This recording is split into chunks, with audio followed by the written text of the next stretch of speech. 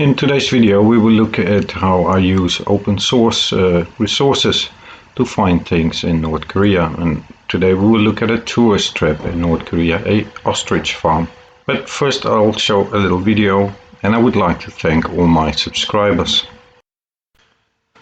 Luke, one of my subscribers, sent me the coordinates of this ostrich farm, and today we're going to use open source to have a look at it. So all this and actually much more is the farm. So the first thing I do is then I use Google Earth to check it out.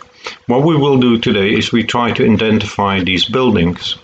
So the tools I normally use is Google Earth Pro. Download it, click on it, it's very easy. There will be a window that opens. Here you put in the name Pyongyang, search, and it will bring you there. Other things I use is this one. It will show you a bar that enables you to go back in time, and here is a measuring tool, and then you can see how big buildings are, how big cars are. On the sidebar you will have these, so you can zoom in and zoom out, and here you can angle the picture you're looking at, and this is just moving right and left and up and down. I also use Zoom Earth, and I use Landsat or EOS.com. This is a bit more complicated, and if people are very interested in it, I could make a separate video for that, because here you can choose different bandwidths, and then you can see infrared like I did in this picture. This is the farm, and like I said, we will look at these buildings, maybe also a little bit at the farm itself. I will make a separate video about why it is a tourist trap and how tourism works in North Korea. First thing we look at are the housing for the birds. This is where there are birds.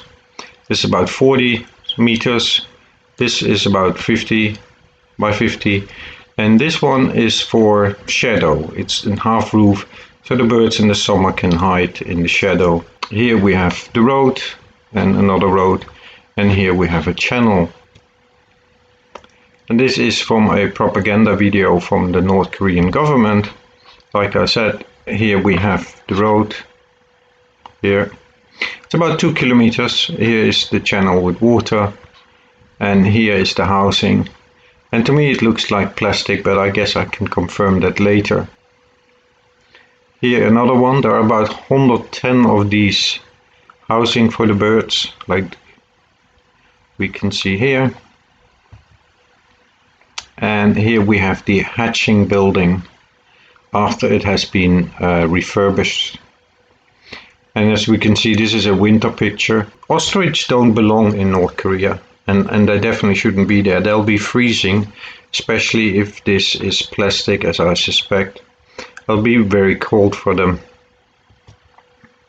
And yeah, it is plastic, and we have about 30 birds in a pen. Now we're going to identify this building. It comes from a propaganda video.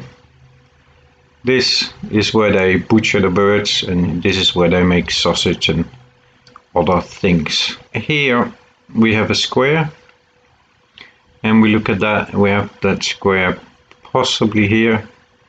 The roof has an interesting structure because it's an angled roof, typical Asian roof, but then there is this square block on it, and we have the angled roof here, and then we have the square block. So I'm pretty convinced that we have identified this building, and then we have this in the background, and that would fit perfectly with this. So this one is identified. This one is easy. If you start playing around with Google Earth, this one is almost for free because it has a very weird shape, and it has this tower kind of thing.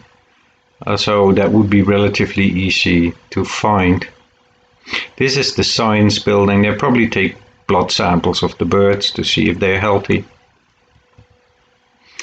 Here we have the science building, the meat part, the butchering part. This is probably either a gift shop, but then The gift shop is probably here in the restaurant, so that you can only get out through the gift shop. That is what they normally do. I will make a separate video about the tourism industry in North Korea. Then here they're celebrating that everything was refurbished. And if we count the people, then we end up somewhere between 300 and 400 people. In the background we have a painting or a picture of Kim Il-sung and probably some wise words on here. And we have another possible administration building. Let's see if we can find this. And we have a better picture. We can clearly see it's Kim Il-sung. And I had to go back to 2016 because the pictures from 2020 are there's much more vegetation, so it's difficult to see.